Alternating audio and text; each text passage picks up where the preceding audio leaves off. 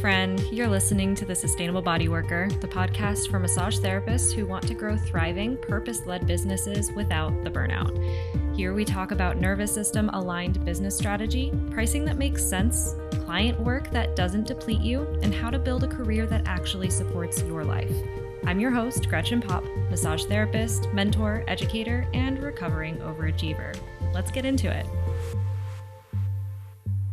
Hey friends, welcome back to another episode of the Sustainable Body Worker podcast. Before I dive into today's episode, I just want to take a second and say thank you for being here, whether you've been listening from the beginning of this podcast, whether you've been tuning into this whole employment and leadership series, or whether you're totally brand new here and just happened to land on this episode first. If you are new here, you're joining me at the tail end of a series of episodes on becoming an employer in massage therapy business. And I really would invite you to go back and listen to the previous episodes when you have a chance because they build on each other in a way that will make this whole conversation make a lot more sense. We started with the bigger picture of why the massage profession doesn't just need more business owners and solo practitioners, it needs better employers. Then we talked about whether you are actually ready to hire your first employee. And then last week, I talked about how to become the kind of employer that good therapists actually want to stay with. So if this topic is one that's on your mind, definitely go back and listen to those because this episode is really the continuation of all that. And if you've been here for the whole series already, thank you, truly. I know there's a lot of podcasts out there. I know everyone's attention is being pulled in a million directions, and the fact that you would spend some of your time here with me, thinking through these things with me, really does mean a lot.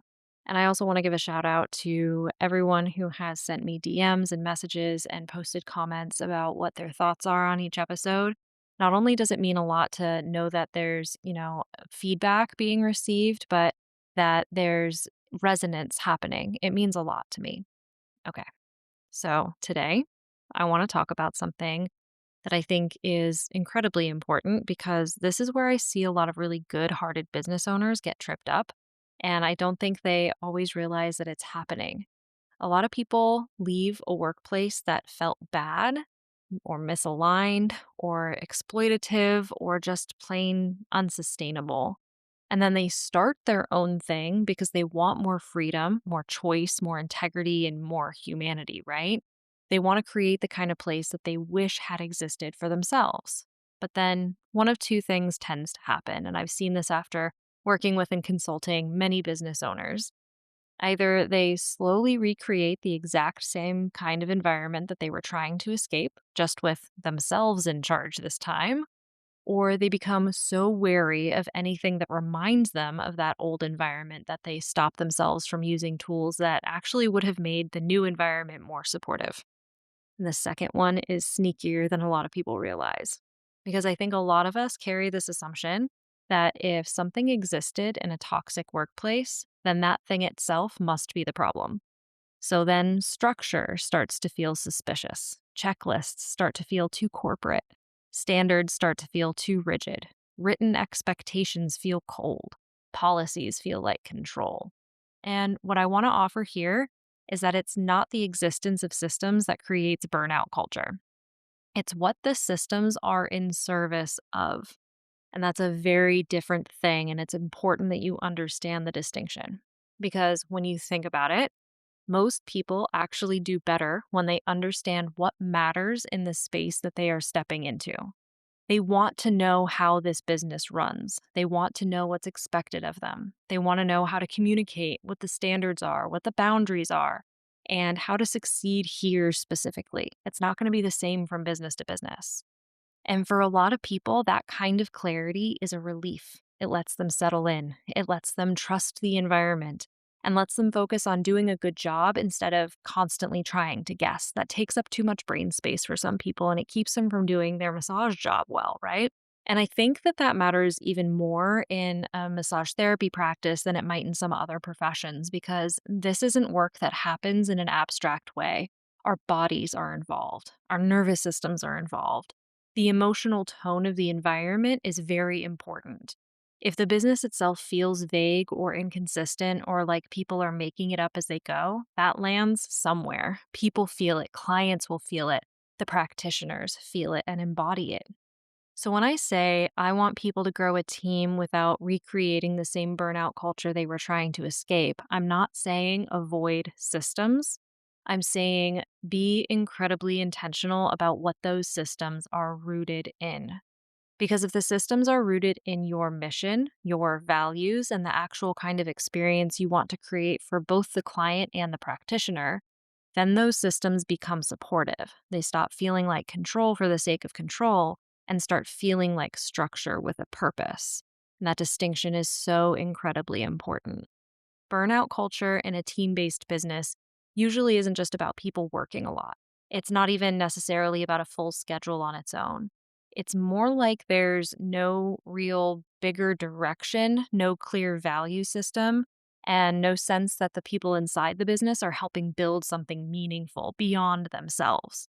The business starts to feel like it exists to make money for the ownership, and everyone else is there just to keep the wheels turning. And that's when people start feeling replaceable. That's when they stop feeling seen. And it's when a team starts to feel less like a team and more like a machine. And then the irony is the business owner will often think, I need to tighten things up. I need more structure. I need people to care more. I need people to be more reliable. But if the people inside the business don't feel connected to what they're even working toward, no amount of random tightening is going to solve that. And this is why I keep circling back through this whole series to mission, vision, and values. Because if those things are clear, then everything else starts making a lot more sense. Policies aren't random. The standards aren't there just to control people. The workflows aren't there just to squeeze more out of the team. Everything starts pointing in the same purposeful direction. And when that happens, people can feel it. They can tell that the business stands for something. They can tell that there's a reason behind the way things are done. They can tell that the structure is actually trying to support the bigger purpose instead of just extracting more labor.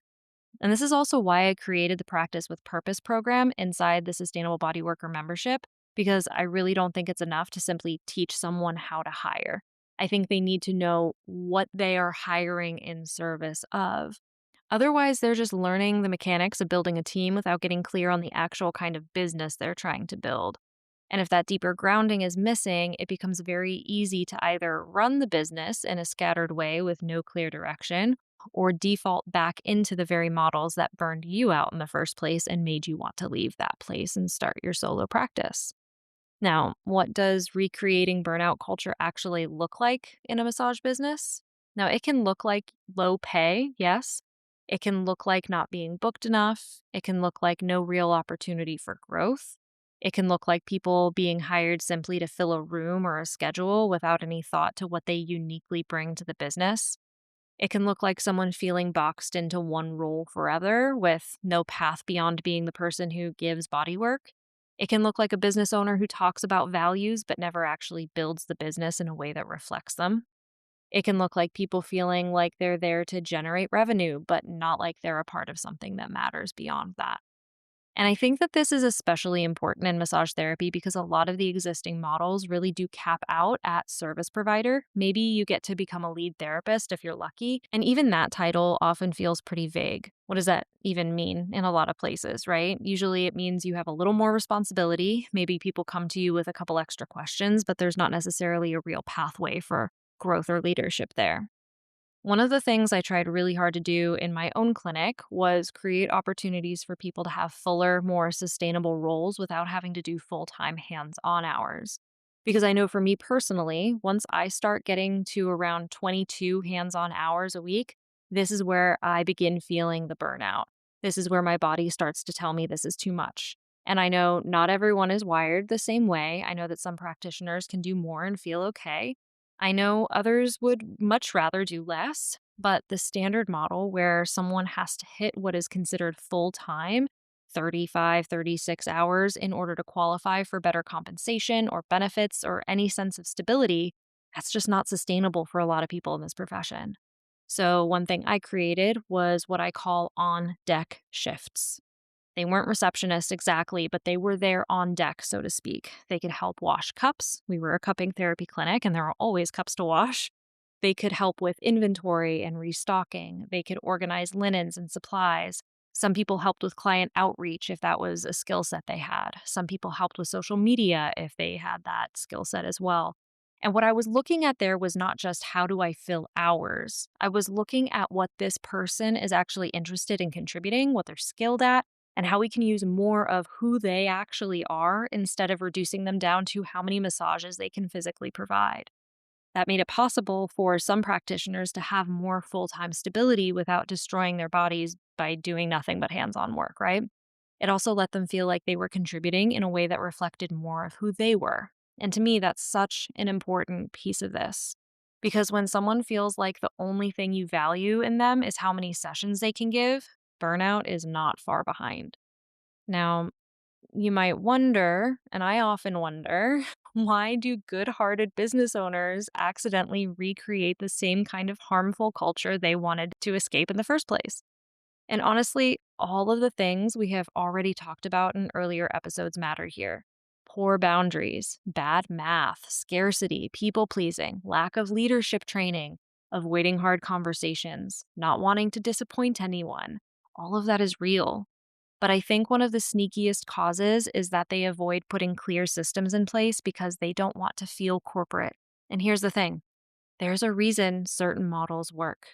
That doesn't mean that those models are healthy in every way. It doesn't mean that those models are practitioner first. It doesn't mean that they're aligned, but it does mean that there are aspects of those models that are effective from a structural standpoint, and pretending that that's not true doesn't help anybody. I always joke that my Virgo moon loves a list. Give me a clear list, give me a straightforward set of instructions, and I can do a lot with that. Even if it's not how I personally would have done something, I can follow it. I can understand the expectations and I can move. I can get it done. Not everyone is that way, obviously. Some people like to fly by the seat of their pants. Some people need more flexibility. Some people need to physically walk through something to understand it instead of reading it. But if you don't create a workplace that allows the person who genuinely wants to know how to do it, quote unquote, right, to have that information, then you're leaving that person feeling like they're constantly guessing. And that's not freedom, it creates unnecessary stress. And I think a lot of people accidentally confuse those two things. Then there's the math piece, which frankly I think is a huge source of toxicity in this profession. I've heard so many employers respond to a raise conversation with some version of, well, you just don't understand the overhead. I can't afford it. And to be honest, I think that's terrible communication because if an employee has been with you for a while, if they're consistently getting good feedback, if they're bringing real value to the business, and if they're asking for more in order to feel sustainable and supported, the conversation should not become you venting to them about your overhead. That's not their burden. The leadership question is, what do you need to do to make it possible to better support this person? Do you need to increase prices? Do you need to decrease overhead somewhere? Do you need to tighten up your systems around rebooking? Do you need to bring in additional income another way? Maybe adding retail or creating an online offer that gives the business a little more buffer? Those are leadership decisions. And if you keep putting the burden of the numbers back on the employee by basically saying, sorry, I wish I could, but you just don't get how hard it is, you're going to lose them because what they're hearing is that the business will keep asking from them, but when it comes time to support them more deeply, they're somehow supposed to feel bad for the ownership side of things. That's not sustainable and it's not fair. And this is why I think so much of good leadership comes down to discernment and communication. If someone brings you a concern or asks about growth or asks about a raise, brings you something you haven't fully thought through yet, you don't need to react in the moment. You don't need to just scramble or make promises. You don't need to start talking just because you feel awkward. A much better response is, thank you for bringing that to me. I'm going to take that into consideration and I'll get back to you. That is such a much more grounded way to respond. It lets the person know you heard them. It gives you time to think. It stops you from making an offer you later realize you can't uphold. It stops you from casually communicating that you hadn't even been considering their well-being in the first place. And that matters because, yes, sometimes leadership does involve disappointing people. I'm not saying a good leader always says yes. They don't. But saying no from an informed place is very different than saying yes too quickly and then having to backtrack because you didn't do the math first. It's also very different than making the employee feel like their needs are unreasonable just because you, as the leader, haven't figured out how to make the business healthier yet. I also want to say something directly to the employer who thinks, well, I suffered through this, so this is just how the profession is. No. If you're in a leadership position, then you have the opportunity to help change how the profession is. And frankly, if you become an employer because you wanted a better situation for yourself, but then you go on to recreate another toxic environment and make money from that, you are simply perpetuating the exact same problem. And that's not leadership to me. Leadership, especially in a profession like this, is a really beautiful opportunity. It means you get to be someone who sees what's broken and actually chooses to build differently. And yes, that will require more thought and more discernment. And it might mean that there's not already some perfectly carved out roadmap for what you want to create. You might and will likely make mistakes along the way. But that's not a reason not to do it. It is the invitation. You get to be one of the people who starts showing what else is possible here. Now, what are the clearest signs that a business is becoming profitable at the expense of the practitioner? One clear sign, to me, is that your team has to work multiple locations just to make enough money. Or they have to run a private practice on the side because what they're earning with you is not actually enough to make the role sustainable on its own. Now, yes, some people like variety, some people like a change of scenery, I know that. But if someone cannot make a stable, sustainable living working with you and therefore has to cobble together their income from several places, that is worth looking at honestly. Another clear sign is high turnover. And I've noticed, both in myself and in other people, that around the 2-year mark is where a lot starts getting revealed. That's often where someone starts recognizing whether there is room for growth, whether they actually feel valued, whether they're building something they still want to be a part of, or whether they're kind of staying stagnant.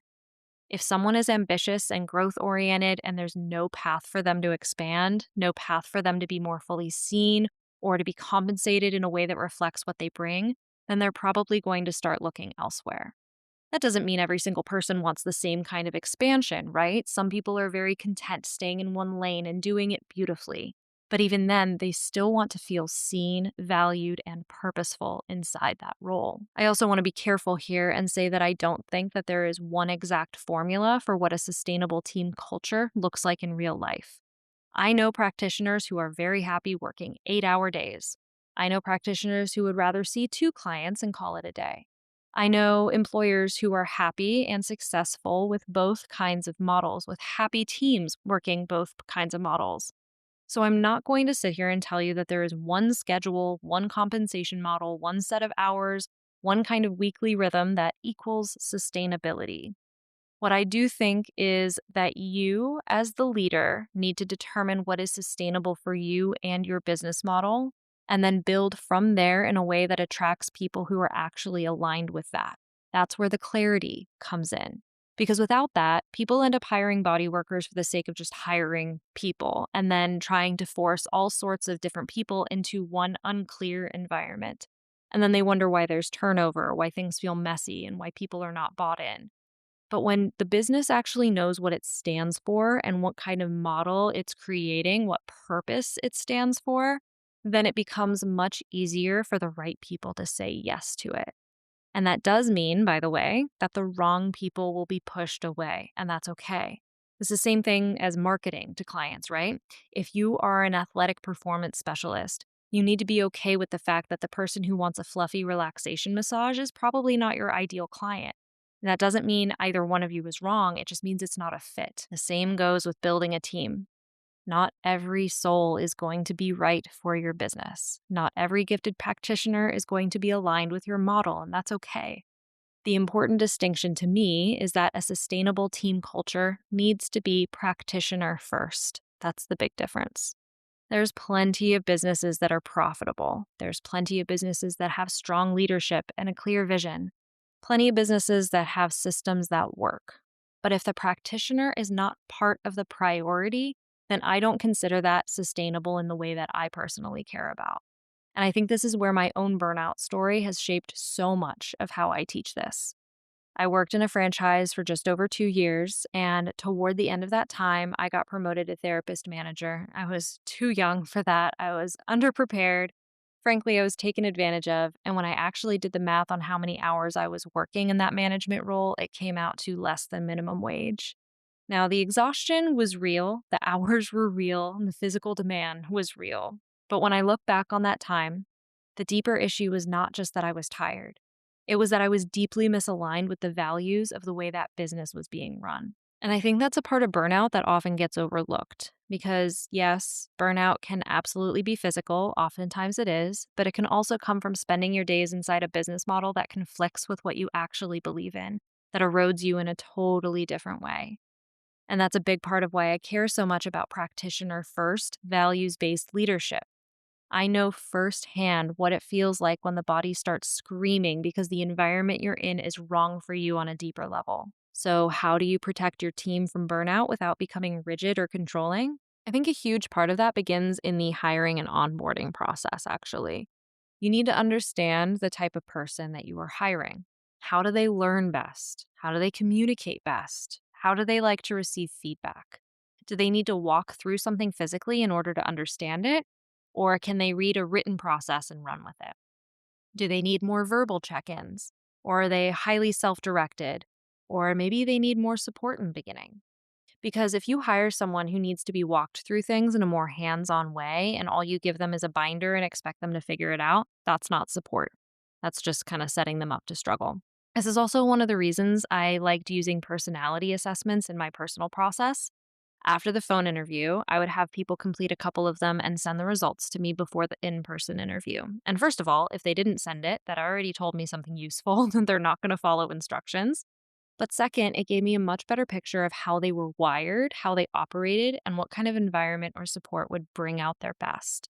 Now, if you're curious, I share what these assessments are and how to implement them in your process inside the First Time Employers Guide, which is available inside the Sustainable Body Worker membership. I had one employee who was absolutely part of my dream team by the end before I sold my clinic. She was steady, capable, self contained, and a pleasure to work with. She was also hilarious. She was the kind of person who saw what needed to be done and just did it. She didn't need a ton of hand holding. She communicated well, and even when she made a big mistake at one point, she communicated with me clearly. We figured it out, and it was handled. I wanted so badly for her to step into management. I asked her more than once, and honestly, I shouldn't have. Because if I had looked more clearly at her personality profile and really let that information land, I would have seen that while she was absolutely capable and reliable, she wasn't actually the kind of person who wanted to lead in that way. That just wasn't where her gifts naturally wanted to go. And what I realize now is that by continuing to nudge her in that direction, I could have actually made her feel less seen, not more. And that's such an important lesson. Sometimes supporting people well means not trying to stretch them into the version of growth that makes sense to you. Sometimes it means seeing them very clearly and valuing them more fully for the role that they are already excelling in. And that to me is how structure stays supportive instead of suffocating. It's not just that you have systems, it's that you understand the human being inside them. So, yes, I absolutely believe in having SOPs, checklists, standards, policies, written expectations, all of it. And again, I guide you in creating all of these things inside the First Time Employers Guide. But I think that those things need to be rooted in the mission of the business, aligned with the values of the business, and shaped in a way that keeps the practitioner in mind. Otherwise, you are just recreating another machine. And I don't think that that's what most of the people listening to this actually want. I think most of you want to create something more thoughtful than that. Something where the people working inside it know that they matter, where the systems actually support instead of suffocate, where the business can grow without chewing up the people who helped build it. And that is possible, you guys, but it's not something that happens by accident. It happens because the leader is willing to think deeply, communicate clearly, do the math honestly, make hard decisions when they need to, and build the whole thing around a real purpose instead of just copying what they have seen before or avoiding what hurt them before. Now, if you're still figuring out what the right path is for you, whether that's hiring, staying solo, building a higher level client model, maybe creating an online course or some combination of all of these, then I want to invite you into the Sustainable Success Blueprint. That is the best place to start for you. The link is in the show notes. It's going to help you visualize what is actually aligned for you and what your next right step is, instead of just defaulting to someone else's version of success. And if you know that becoming an employer is part of your path, whether you're just getting started or you've already been doing it for a while and you want to kind of clean things up before they go too far in the wrong direction, then the First Time Employer's Guide inside the Sustainable Body Worker membership is there for you. Link to that in the show notes as well. It walks you through this process in a much more step-by-step and supported way. And if you pair that with the Practice with Purpose program, also inside the membership, then you're not just learning how to hire, you're learning how to build all of it from a deeper, much more purposeful place. And that really is the goal here. It's not perfection, not never making mistakes, not creating some fantasy workplace where nothing ever goes wrong. The goal is to build with intention, to lead with values, and to create systems that support the people inside the business instead of draining them, and to be one of the people helping move this profession in a better direction. And that is what I hope more of you step into. Thank you so much for being here with me today. If this episode resonated, I would love for you to share it with another massage therapist or employer who needs this conversation, because I really do think that these are the kinds of things that begin changing the culture in our profession. And if you have any thoughts on this one, come find me over on Instagram at sustainable.bodyworker and let me know. It's really me over there, and I genuinely love hearing what lands for you, what challenged you, and what this series has brought up for you. I appreciate you being here with me so much. Next week, you're going to hear from several employers and their experience of being an employer in the massage therapy profession and what they want you to know. I'll see you then. Thanks for listening to The Sustainable Body Worker. If something resonated for you today, grab your free breakthrough session, which includes a custom hypnotherapy track to help you unlock the next level. Grab it now with the link in the show notes. And to hear more, hit subscribe. I'll see you next time.